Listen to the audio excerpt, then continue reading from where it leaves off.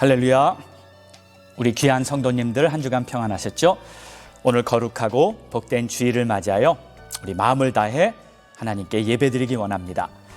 오늘도 각자의 예배 처소, 여러분의 가정이나 또 개인적 장소에서 예배를 드리실 때 오직 마음을 다하고 뜻을 다하고 또 주님을 향한 믿음을 가지고 온전한 예배를 드리실 수 있기 바랍니다. 혹시 예배에 방해되는 거 있다면 좀 다 제거하시고요, 정말 주님께 집중해서 예배를 드릴 수 있다면 어디에서 어떻게 예배를 드리든지 우리 하나님께서 우리들의 예배를 기쁘게 받아주실 것입니다. 자, 우리 함께 1월 마지막 주일 1월 30일 주일 예배 믿음으로 찬양 드리심으로 오늘 예배 시작하겠습니다.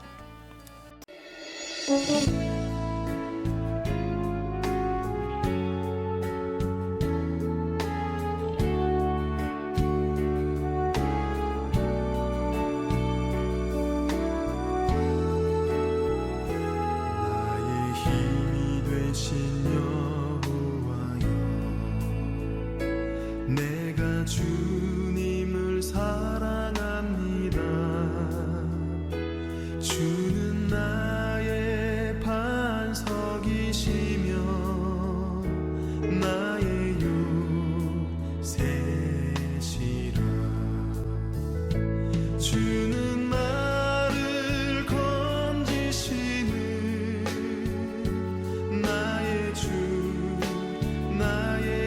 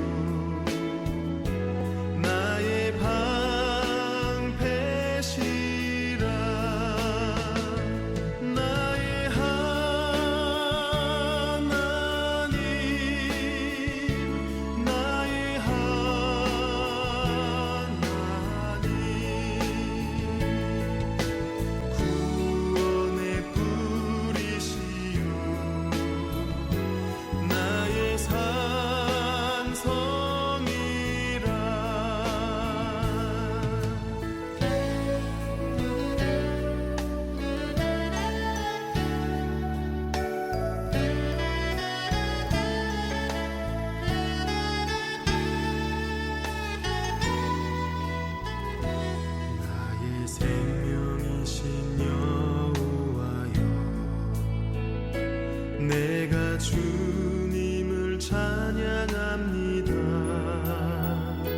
주는 나의 사랑이시며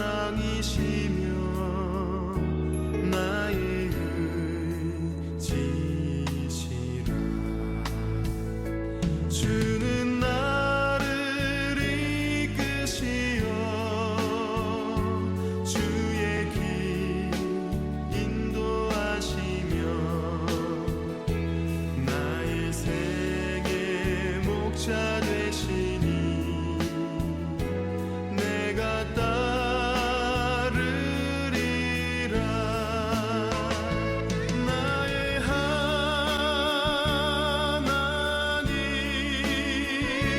나의 하나님,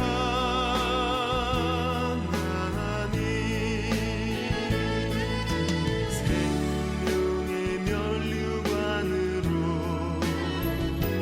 내게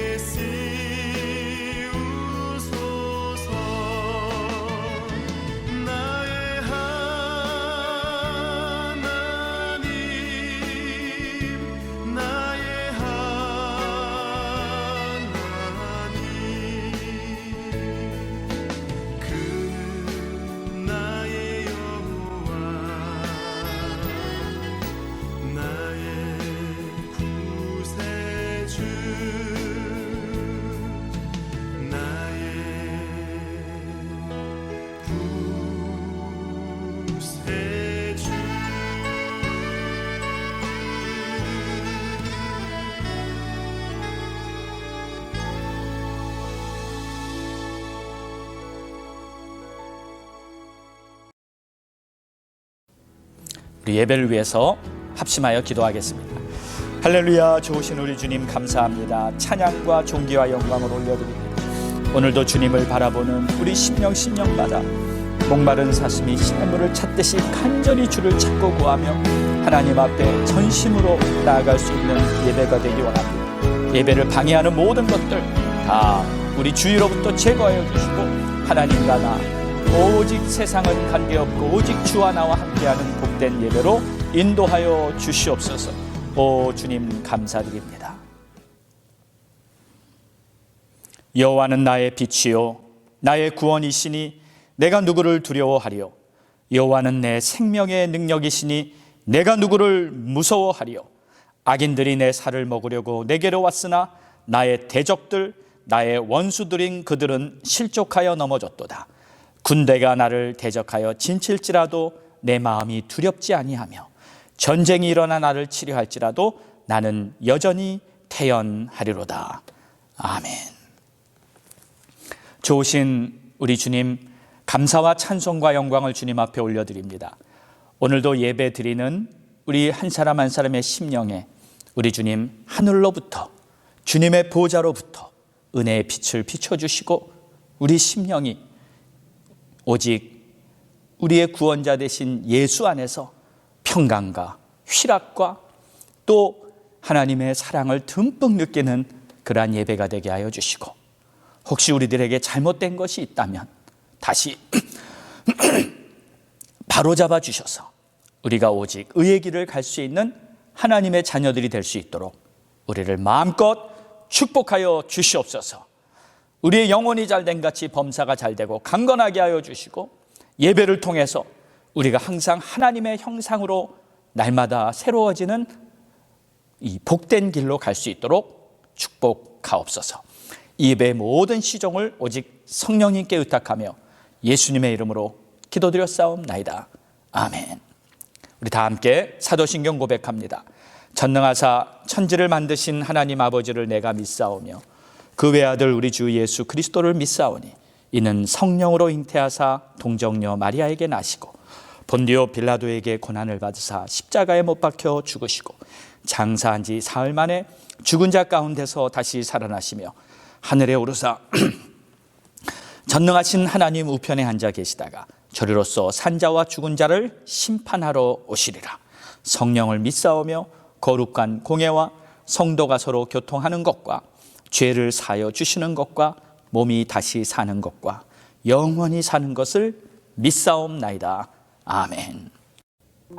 오늘 우리에게 주시는 하나님의 말씀은 로마서 12장 1절에서 2절로 주님의 뜻을 분별하라, 세 번째 시리즈죠. 오늘은 특별히 본질을 분별하라 라는 제목으로 함께 은혜를 나누기 원합니다. 우선 먼저 본문 보겠습니다. 그러므로 형제들아, 내가 하나님의 모든 자비하심으로 너희를 권하노니 너희 몸을 하나님이 기뻐하시는 거룩한 산 제물로 드리라. 이는 너희가 드릴 영적 예배니라. 너희는 이 세대를 본받지 말고 오직 마음을 새롭게 함으로 변화를 받아 하나님의 선하시고 기뻐하시고 온전하신 뜻이 무엇인지 분별하도록 하라. 아멘. 우리 사랑하는 성도 여러분, 오늘도 우리 하나님의 말씀이 우리 마음의 중심에 딱 자리 잡아서 우리의 삶을 이끌어가는 복된 능력의 말씀이 되기를 간절히 소망합니다. 세상 사람들은 인생을 살면서 성공하라 라고 말하지만 우리 하나님의 백성들은 세상을 살면서 세상에서 승리하라 라고 우리 하나님은 말씀하고 계십니다. 그러므로 믿음으로 살면서 세상에서 승리하는 그 비결을 우리는 알아야 합니다. 그러기 위해서는 먼저 하나님의 뜻을 올바로 분별할 줄 알아야 하는 것이죠. 지난 주일에는 하나님의 온전하신 뜻이 무엇인가에 대해서 말씀을 나눴습니다. 우리를 향한 하나님의 온전하신 뜻은 나는 죽고 내 안에 그리스도께서 나의 주인이 되어 살아가는 그러한 삶이 되는 것이죠. 그것이 바로 우리 주님이 말씀하셨던 오직 나의 의인은 믿음으로 말미암아 살리라 함과 같다는 그 말씀의 또한 의미라고 말했죠. 믿음으로 산다는 것은 우리의 현실에 우리가 구체적으로 적응하고 또 훈련해야 합니다. 그래서 디모데전서 4장 7절에는 오직 경건에 이르는 연습을 하라 라고 말하고 있는 것이죠. 이 믿음의 훈련을 제대로 하지 않으면 때로는 우리의 삶은 삶대로 또 이 신앙은 신앙대로 이렇게 따로 떨어지게 됩니다. 그래서 주일에는 교회 나가는 신앙인이고 나머지 주중 6일 동안은 그냥 세상 사람과 다를 바 없는 그런 모습. 그러니까 신앙과 삶이 결코 하나 되지 못하는 그저 썬데이 크리스천처럼 돼버리고 맙니다. 또 혹은 분명 신앙은 있는데 만약에 세상에서 몰아붙이는 어떤 강력한 세상의 힘 앞에는 아무런 이 믿음의 대항이 없이 그저 무기력하게 힘없이 무릎을 꿇어버리는 그러한 모습이 될 수도 있습니다. 하나님의 백성들은 믿음으로 세상과 맞서 믿음의 선한 싸움을 해야 하는 것입니다. 우리가 구약 성경을 보면 이 이스라엘의 이 역사가 쭉 나오면서 하나님의 백성들이 자꾸 싸우고 이렇게 전쟁을 하는 그러한 내용이 나옵니다. 그래서 그러한 내용을 읽으면서 어떤 사람들은 이 구약의 이 이스라엘 백성들의 무슨 역사나 이 전쟁 이야기가 전혀 하나님을 믿기 힘든 그러한 내용이라고 미리 속단하고 또 판단하는 경우도 있죠. 이스라엘의 역사를 보면 계속 이 블레셋과 싸우죠. 또 아말렉과 싸우죠. 그리고 하나님의 약속의 땅 가나안 땅에 들어가서도 이 가나안 족속들과 계속 싸우는 그러한 내용들이 나옵니다. 물론 그 싸움들은 현실적으로 있었던 싸움입니다. 그러나 영적인 의미를 보면 하나님의 의도는 하나님의 백성들은 이 세상에 지지 말고 세상과 타협하고 세상과 적당히 섞이지 말고 세상과 맞서서 믿음의 싸움을 하라는 것입니다. 왜냐하면 이 세상에 있는 모든 것은 거룩하지 않고 악한 것이기 때문에 하나님은 그 본질을 알기 때문에 당신의 백성들에게 그렇게 말씀하시는 것이죠. 그리고 세상에서 우리가 승리하는 비결은 다른 것이 아니라 바로 하나님을 신뢰하는 그 믿음으로 우리는 세상을 이긴다고 말씀하시는 겁니다. 그러니까 우리가 세상에서 싸울 때 사실 우리가 싸우는 게 아닙니다. 우리가 싸우는 것이 아니라 우리를 위해서 주님께서 대신 싸워주시는 것입니다. 단지 우리에게 필요한 것은 그 주님을 신뢰하는 믿음이죠. 이스라엘 백성들이 이 가나안 땅에 들어갔을 때 여호수아 5장에 보면 이 첫 번째 전투인 여리고 전투를 앞두고 하나님의 군대 장관이 이 여호수아 앞에 딱 나타나는 모습을 기록하고 있습니다. 그 여호와의 군대 장관은 칼을 뽑아들고 이 전쟁이 바로 하나님의 전쟁이라는 것을 여호수아에게 분명히 알려주었죠. 그러니까 싸움은 사실 우리가 하는 게 아니라 주께서 우리를 위해 대신 싸워주십니다. 단지 우리에게 필요한 것은 바로 하나님을 신뢰하는 믿음입니다. 우리가 세상을 이기는 비결은 바로 믿음이라는 것을 기억하시기 바랍니다. 요한일서 5장 4절에는 하나님께로부터 난 자마다 세상을 이긴다고 했습니다. 그리고 세상을 이김은 바로 이것이니 우리들의 믿음이라고 했어요. 그러므로 우리는 믿음을 가지고 세상과 담대히 맞서 싸우고 또 우리를 위해 대신 싸워주시는 하나님의 영광을 보게 될 줄 믿습니다. 한 번은 이 토레이 목사님이 신학생들에게 이러한 강의를 하다가 질문을 했습니다. 여러분들은 믿음으로 사는 것이 뭐라고 생각하십니까? 이렇게 말했을 때 신학생들이 여러 가지 답변을 했는데 그 중에 한 학생이 이렇게 말했습니다. 네, 믿음으로 산다는 것은 주님의 말씀을 붙잡고 사는 것입니다. 이 말을 들은 토레이 목사님은 마음에 무척 흡족해하면서 맞다고 그 학생의 답변을 칭찬해 줬습니다. 그리고 나서는 이런 말을 덧붙였어요. 그런데 우리가 믿음으로 살기 위해 하나님의 말씀을 붙잡는 것에는 한계가 있다네. 그 대신에 하나님의 말씀이 나를 붙들고 살아갈 때는 진정 완전한 승리를 할 수 있는 것이라고 말했죠. 그 학생이 다시 물었습니다. 그렇다면 말씀에 붙잡혀 산다는 것은 도대체 어떤 것입니까? 토레이 목사님은 계속 이렇게 말했어요. 말씀에 붙잡혀 산다는 것은 나의 모든 것을 주님께 맡기고 바로 주님께서 나를 온전히 이끌어 가시도록 하는 것이고, 그것은 바로 내가 죽고 내 안에 그리스도께서 나를 이끌어 가도록 모든 것을 맡기는 삶이라고 말한 것이죠. 맞습니다. 내가 죽고 내 안에 그리스도께서 사신다면 우리는 항상 세상을 살면서도 승리하며 주의 영광을 경험하게 될 줄로 믿습니다. 그런데 여러분, 이 믿음으로 산다는 것은 이 내 생각으로 사는 것과 아주 많이 다릅니다. 어쩌면은 완전히 정반대일 수도 있습니다. 로마서 8장 7절에는 육신의 생각은 하나님과 원수가 된다 그랬어요. 그리고 하나님의 법에 굴복할 수도 없다고 합니다.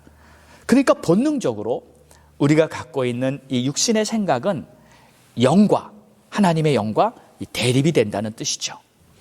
만약에 우리가요, 세상 사람들의 소리를 듣고 그저 자연스럽게 육신을 따라 살게 되면 우리는 결코 하나님과 동행한, 하나님의 인도를 받는 그러한 삶을 살 수가 없는 것이죠. 이 두 길은 완전히 반대입니다. 예를 들어 우리가 15분 롤스를 타고 한참 가면은 우리는 절대로 샌디에고에 도착할 수가 없는 것과 같은 거예요. 우리는 반드시 이 롤스로 가던 길을 내려서 반대로 갈아타야 합니다. 육신의 생각으로 가던 모든 것들을 버리시기 바랍니다. 육신의 생각은 사망이요, 영의 생각은 생명과 평안입니다. 성령님의 인도하심을 따르기를 원하는 자마다 자신이 갖고 있는 육신의 생각을 다 내려놓기로 결단하시고 오직 내 안에 그리스도께서 사시도록 온전히 자신을 주님 앞에 맡겨드리시기를 주의 이름으로 축원합니다. 그 길만이 생명의 길인 줄 믿으시기 바랍니다.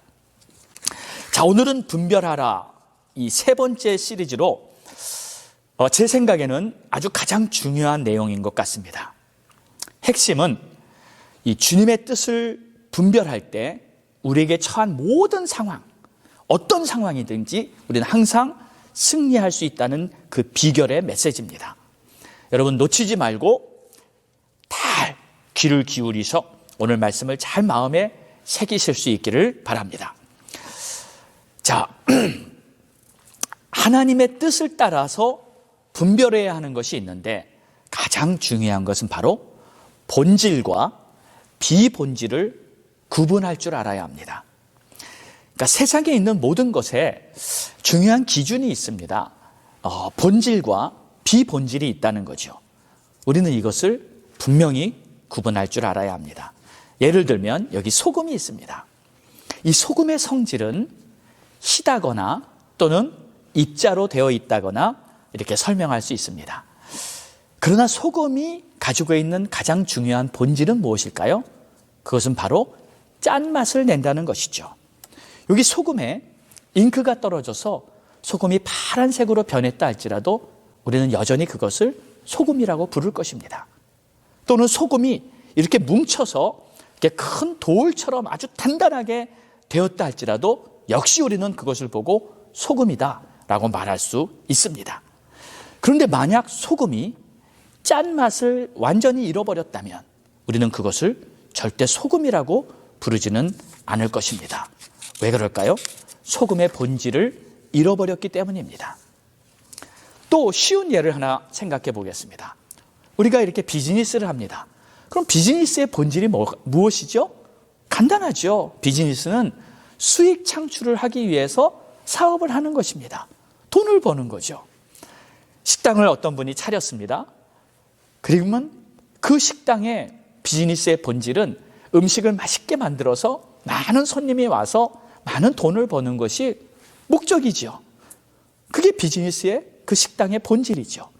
그런데 만약에 어떤 분이 식당을 차려놓고 음식 맛을 내고 많은 손님이 오게 하는 것엔 치중하지 않고 그저 가게를 예쁘게 꾸미느라고 이런 액자 저런 액자 걸어놓고 이런 조명 저런 조명 달아놓고 막 이렇게 페인트 칠은 열심히 하면서 이 음식에는 소홀히 한다면 참 그 가게의 본질을 잃어버린 것이 아니겠습니까?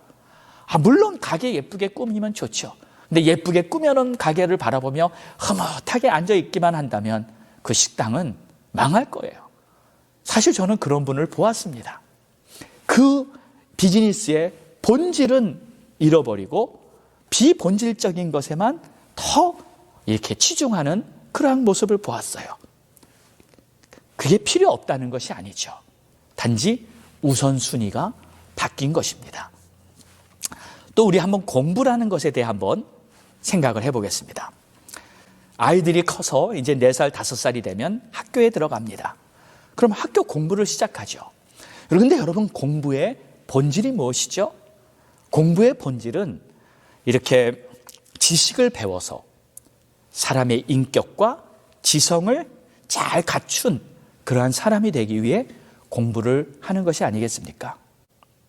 그런데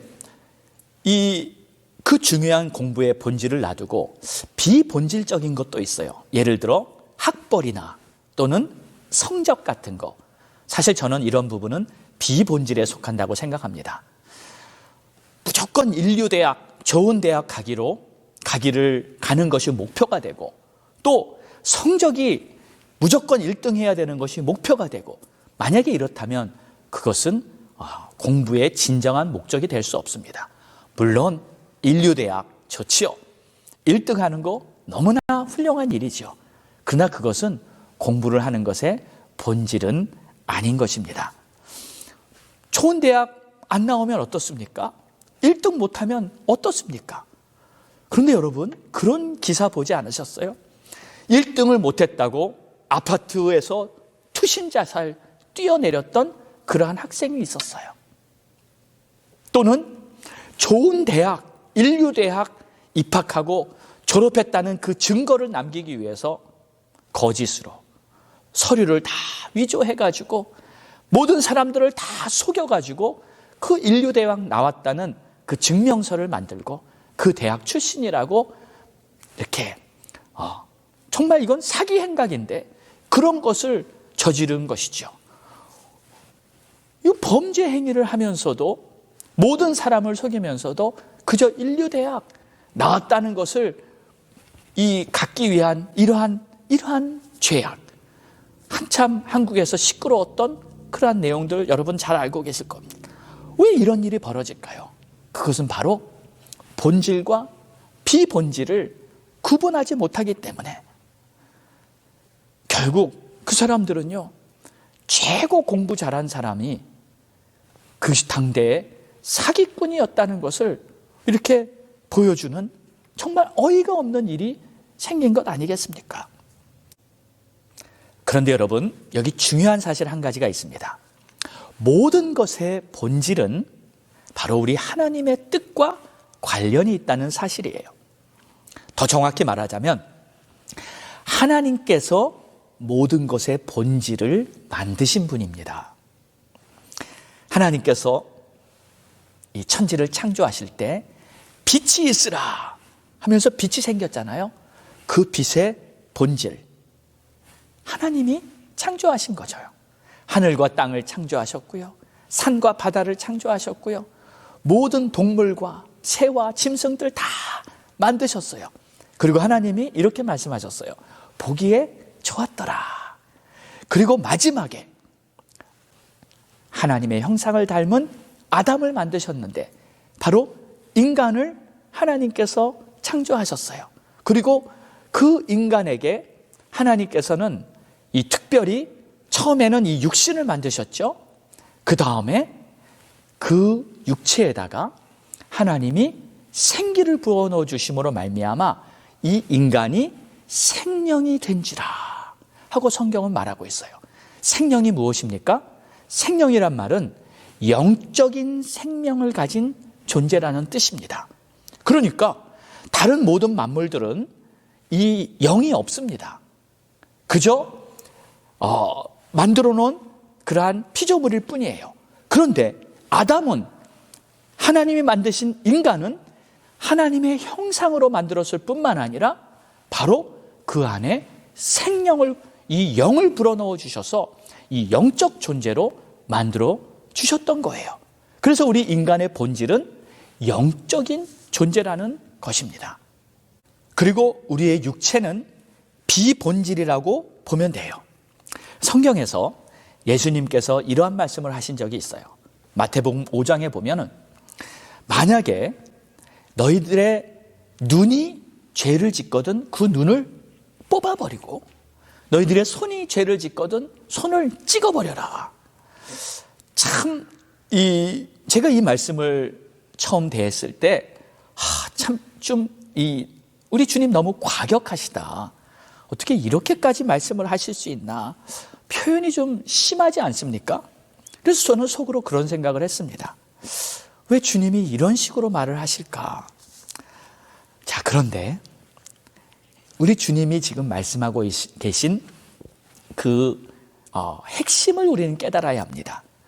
그 내용을 본질과 비본질의 관점에서 깨달으면 다 이해가 되는 거예요. 만약에 우리가 죄를 지었을 때는요, 그 죄는 우리의 영혼에 아주 치명적인 문제가 됩니다. 그렇기 때문에 죄를 짓게 하는 눈이나 손이 있다면 차라리 그것이 없는 것이 더 낫다는 거예요. 손 하나가 없어도, 눈 하나가 없어도 괜찮다는 겁니다.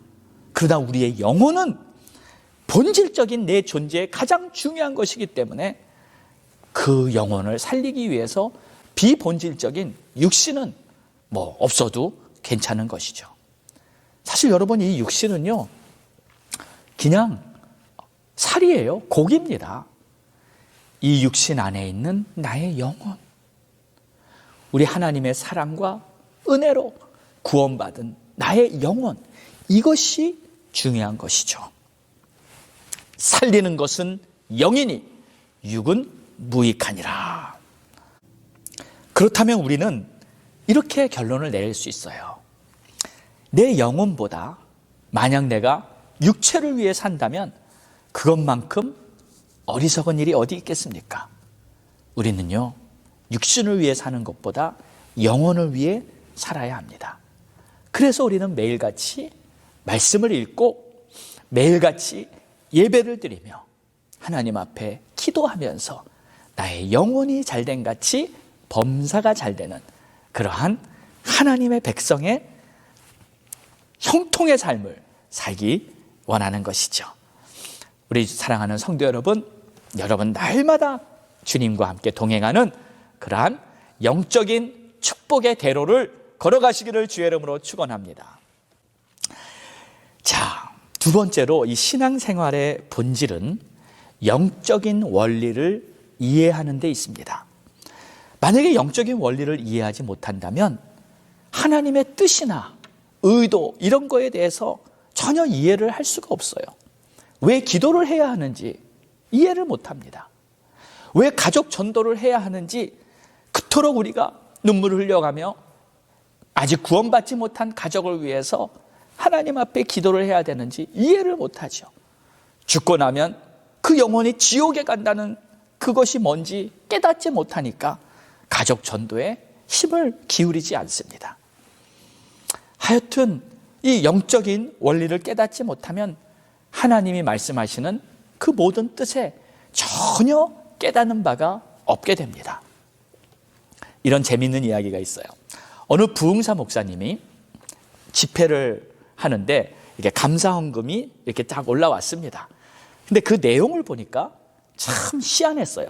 그 내용에 이렇게 써 있었습니다. 감사 제목, 내 안에 예수님이 안 계시다는 것이 확신이 돼서 하나님 앞에 감사를 드립니다. 이렇게 쓴 거예요. 아니, 그거를 읽어보니까 이거 뭐 혹시 뭐 잘못 썼나? 아니, 어떻게 내 안에 예수님이 안 계시다는 것이 확실해서 그게 감사한가? 도저히 이해가 안 됐습니다. 그래서 담임 목사님에게 이분이 도대체 누구냐고 이렇게 물어봤더니 바로 그 교회에 다니는 어떤 고등학교 청년이었어요. 그래서 이제 그 청년을 불러서 좀 물어봤습니다. 감사 제목을 보니까 예수님이 내 안에 안 계신 것이 확실해져서 너무 감사하다고 그랬는데 도대체 이해가 안 되는데 이게 무슨 뜻이냐고 이렇게 물어봤어요. 그랬더니 그 학생이 이렇게 말하더랍니다. 목사님, 사실 저에게 이게 항상 두려움이 있었어요. 근데 무슨 두려움이었냐면 왠지 하나님께서 자기를 불러서 이 선교사가 되라고 하든지 아니면 목사가 되라고 하는 그런 예감이 들어서 항상 이렇게 두렵고 불안한 그러한 삶을 살았다는 거예요. 그러니까 예배에 올 때마다, 교회에 올 때마다 혹시 하나님이 나를 목사로 부르시면 어떡하나, 이런 불안감에 믿음 생활을 했다는 거예요. 그런데 이번 집회에 이 부흥사 목사님의 말씀을 듣고 보니까 이제 안심이 되더라는 거예요. 확실하게 깨달은 게 있는데 그게 뭐냐면 내 안에 주님이 없구나. 주님이 내 안에 안 계시구나. 이게 너무 분명하게 확실해졌다는 거예요. 그래서 이 마음에 이 평안이 생기더래요. 두려움이 싹 떠나가고 이제 나는 됐다. 나는 주의 종 될 걱정이 없다 하면서 너무나 감사하더래요. 그래서 이 감사 헌금을 하나님 앞에 드렸던 거예요. 여러분, 참 희한한 감사 아닌가요? 정말 어떻게 그런 감사가 있을 수 있나요? 그런데 여러분, 혹시 우리 교회에도 그런 분이 계시지 않나 싶어요. 혹시 하나님이 나를 부르셔서 뭔가 시킬까 봐 부서 맡으라고 부서장 시키고 또 직분 받으라고 주의 일 좀 하라고 뭐 시킬까 봐 왠지 두렵고 또 목사님 슬슬 피해 다니는 그러한 분 혹시 계신지 모르겠어요. 왜 이런 현상이 일어날까요? 영적인 원리를 모르기 때문에, 하나님의 역사나 하나님의 하시는 일에 대해서 전혀 깨달음이 없기 때문에 이러한 참 엉뚱한 그러한 모습이 보이는 거예요. 저는 처음에 은혜 받고 집사 직분을 받을 때 너무나 감격스러워서 그날 울면서 집사 직분을 받았습니다. 제가 28살에 집사를 받았는데 그때 교회 나간 지 그 교회에 이제 등록하고 나간 지가 6개월도 채 안 됐을 때였습니다. 근데 은혜를 받아서 너무 감격하고 감사해서 거의 매일 교회를 가고요. 교회 모든 프로그램 다 참여하고 은혜 받고 훈련 받고, 하여튼 저는 교회 생활이 그 당시 천국 생활 같았습니다. 그러니까 저를 보던 교구장님이 저를 그냥 추천을 한 거예요. 나이도 어리고 아직 뭐 자격이 안 되지만 그때 교회 내규에는 집사는 30세 이상이었어요. 그리고 교회 나온 지 1년이 넘어야지 이제 재직을 받는 건데 나이도 미달이고 교회 나온 지도 6개월도 안 됐는데 이 장 집사는 워낙 열심이고 지금 직분 받아도 돼 하면서 저를 집사로 이렇게 딱 올려준 거예요. 그때 저는요, 제가 무슨 예수님의 12제자로 뽑힌 것 같은 딱 그런 기분이었어요. 얼마나 감사한지 그때 이 집사의 직분을 받으면서 저는 정말 너무나 주님의 은혜에 감사했어요. 그런데 여러분, 제가 이 직분을 받은 후에 계속 하나님께서 저에게 은혜를 더 주시는 것을 경험하게 됐습니다. 그리고 깨달은 것이 뭐냐면 직분이라는 것은 주님의 축복을 받는 그릇이구나. 그게 직분의 본질입니다. 그러니까 직분을 받으면 그 그 직분에 걸맞는 은혜를 하나님께서 계속 주십니다. 이게 직분에 대한 영적인 원리인 거예요. 그 직분의 본질이에요. 그러니까 하나님께서 우리에게 은혜를 베푸시고 능력을 나타내시기를 원하시는데 그 통로로 우리를 부르셔서 우리에게 직분을 주시고 우리를 쓰시기를 원하는 거예요. 여러분, 사실 하나님은요, 우리가 없어도 뭐든지 다 하실 수가 있습니다. 사실 하나님의 그 입장에서는, 전능하시고 전지하신 하나님의 입장에서는 못하실 게 뭐가 있겠어요? 아니, 무에서 유를 창조하시고 천지를 만드신 하나님이 스스로 못하실 게 뭐가 있냐고요.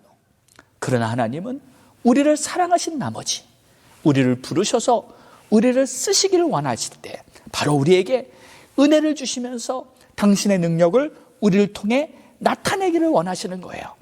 그래서 우리가 하나님의 부르심 앞에 아멘, 네 하고 순종하며 따를 때 우리는 하나님의 영광을 경험하게 되고 하나님의 기적을 경험하게 되고 하나님의 역사를 경험하는 복된 하나님의 백성이 되는 줄로 믿습니다. 저도 그 후로 집사를 받고 그 다음에 구역장이 되고 그 다음에 또 신학교를 가고 목사가 되면서까지 그때마다 그 직분에 맞는 은혜를 하나님께서 항상 부어주셨어요. 하나님은요, 우리를 부르실 때 이미 모든 은혜와 축복을 다 예비해 놓으시고 우리를 사용하시면서 때에 따라 주의 은혜를 부어주시기를 원하시는 겁니다. 여러분, 이게 영적인 원리예요. 이게 바로 본질입니다. 그런데 혹시 이런 분들이 이런 질문을 하실지 모르겠어요. 근데 목사님, 직분 받으면 너무 피곤하잖아요. 그냥 주의 일만 하다가 지치지 않습니까? 맞아요. 누가 일만 하래요? 일만 하면 지칩니다. 주님은 우리가 일하실 때, 우리를 쓰실 때, 우리를 사용하시면서 영광 받으시기를 원하시지만 실제로 주님의 마음은 어디에 더 있냐면 우리에게 은혜를 주시는데 더 있어요. 그래서 우리는 일만 하는 게 아니라 은혜를 받아야 돼요. 예수님께서 베다니에 가셨을 때, 그때 나사로의 집에 갔을 때 그 두 자매들 마리아와 마르다가 있었어요. 그때 마르다는 예수님을 위해서 뭔가 열심히 많은 일을 했고 마리아는 예수님의 발치에 앉아서 예수님의 말씀을 들으면서 은혜를 받고 있었어요. 그때 예수님은 누구를 더 칭찬하셨죠? 일을 하는 마르다보다 은혜를 받고 있는 마리아를 더 칭찬하셨던 사실, 그것이 바로 우리 하나님의 마음이에요. 우리는 그것을 잊으면 안 됩니다. 근데 어떤 분은 이런 분이 계세요. 은혜를 못 받는다고 합니다. 아니, 왜 도대체 은혜를 못 받는지 저는 참 이해가 안 됩니다. 어쩌면 은혜를 못 받는 것이 아니라 은혜를 안 받으려고 하는 것일 수 있어요. 은혜 받지 못할 어떤 죄악에 묶여 있는데 그 죄악을 버리기 싫고 그저 세상과 주님과 한 발씩, 그걸 보통 양다리라고 하죠. 그래서 하나님 앞에 내가 전심으로 나오지 않으면, 나의 마음을 다 열고 온전히 나를 하나님께 드리지 않으면 어느 순간에는 그저 한 발은 세상에, 한 발은 주님 앞에, 이런 식으로 있다 보면 은혜를 받기가 어렵습니다.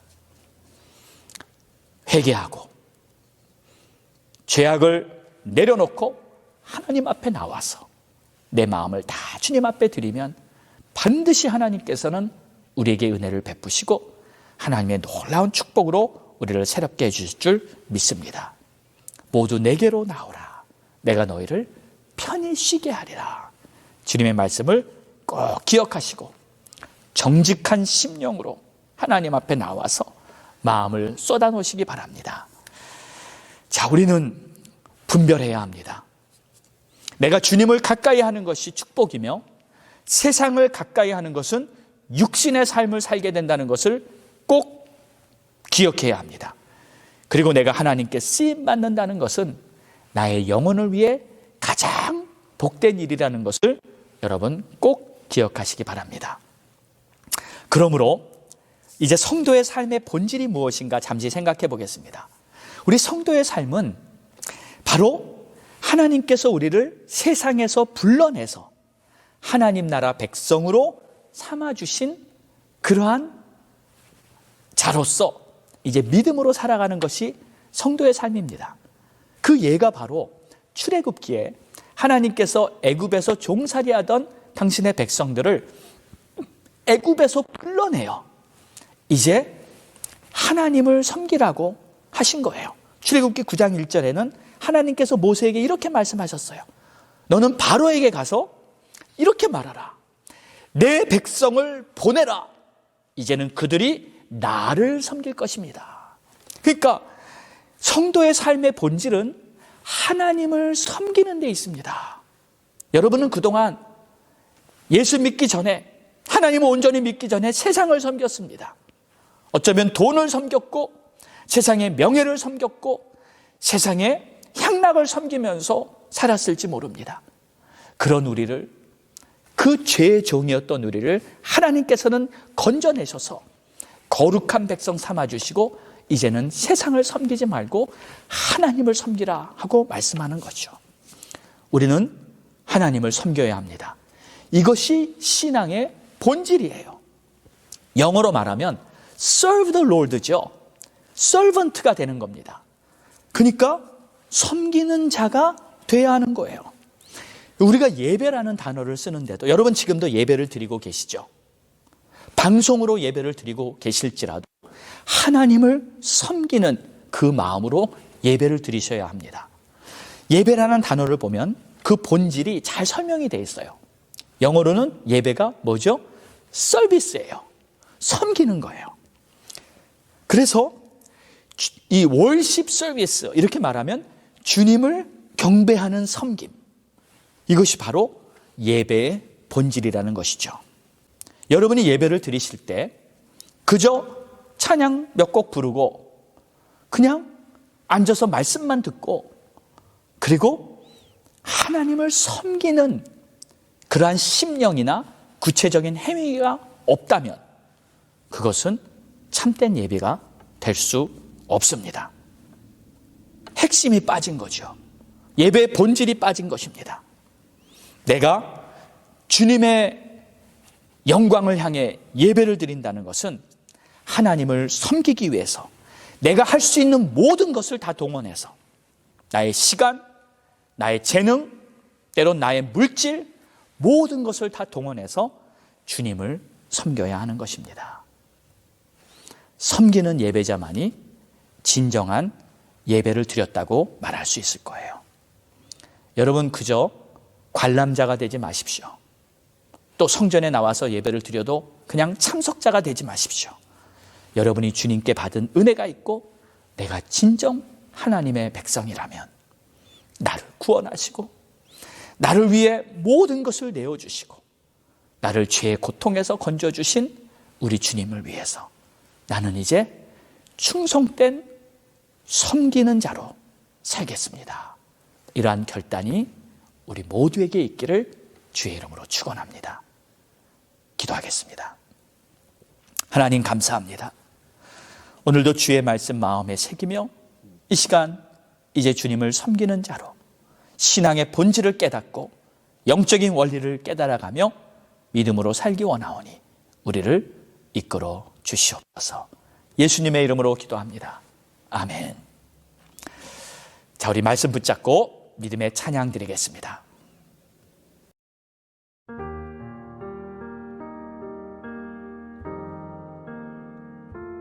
날마다 숨 쉬는 순간마다 내 앞에 어려운 일 보내 주님 앞에 이 몸을 맡길 때 슬픔 없네 두려움 없네 주님의 그 자비로운 손길 항상 좋은 것 주시도다 사랑스레 아픔과 기쁨을 수고와 평화와 안식을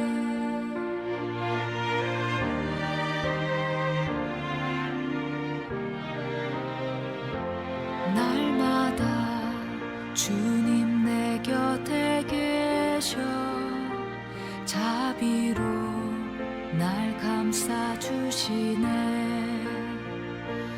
주님 앞에 이 몸을 맡길 때 힘주시네. 위로함 주네. 어린 나를 품에 안으시사 항상 평안함 주시도다. 내가 살아 숨을 쉬는 동안 살피신다 약속하셨네.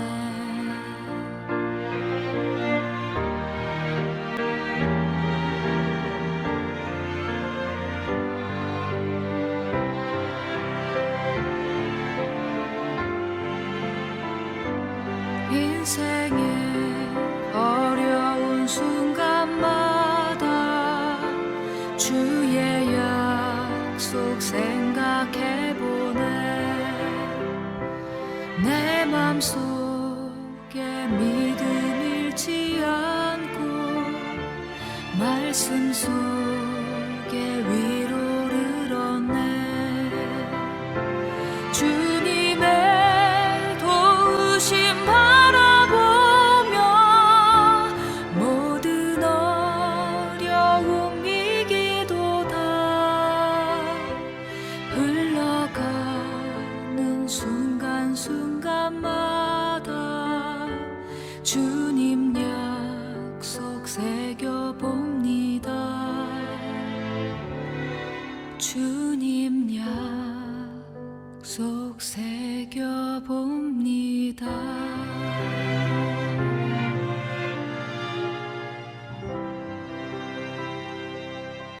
합심해서 오늘 주신 말씀 붙잡고 간절한 마음으로 기도하겠습니다. 할렐루야. 아버지 감사합니다. 오늘도 주의 말씀을 깨닫고 하나님 특별히 주의 뜻에 대한 본질적인 것을 깨달아서 우리의 마음이 흔들리지 않고 헛된 것에 시간 보내고 방황하지 않도록 도와주시고 오직 우리 주님의 뜻을 향해서 전심으로 나아갈 수 있도록 도와주시옵소서. 영적인 원리를 깨달을 수 있도록 우리 눈을 열어주시옵소서.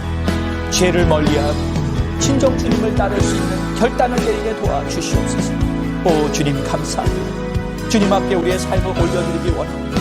하나님이시여 우리를 불쌍히 여겨주시고 우리의 연약함을 당신의 은혜와 능력으로 채워주시옵소서. 하나님을 섬기며 살기에 부족함이 없는 우리 모두가 될 수 있도록 축복하여 주시옵소서. 오 주님 감사합니다. 좋으신 하나님 아버지, 연약하고 때로는 흔들리고 때로는 우리의 마음이 본질과 비본질을 혼동하며 하나님을 온전히 섬기지 못했던 우리의 모든 과거의 실수들, 죄악들을 이 시간 먼저 회개합니다.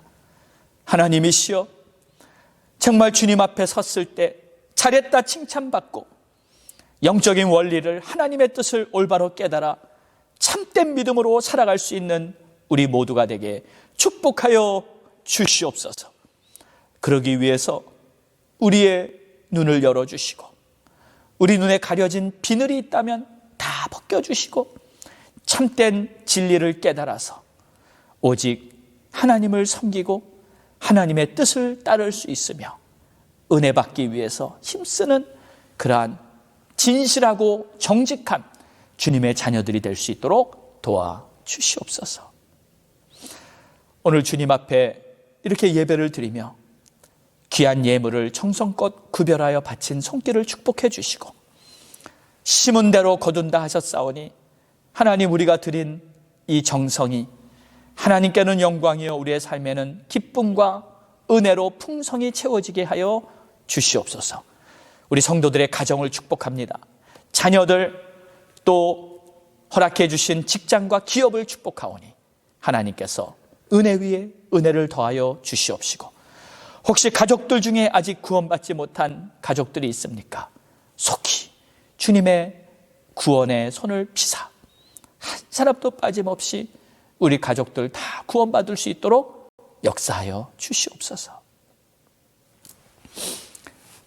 이제는 우리 주 예수 그리스도의 크신 은혜와 하나님 아버지의 무한하신 사랑하심과 성령님의 감화, 감동, 내주, 교통, 역사하심이 오늘도 주님을 바라보며 믿음으로 그리고 주님을 섬기면서 살겠다고 다시 한번 결단하고 나아가는 모든 성도들 머리 위에 이제로부터 영원까지 함께 있을지어다. 아멘.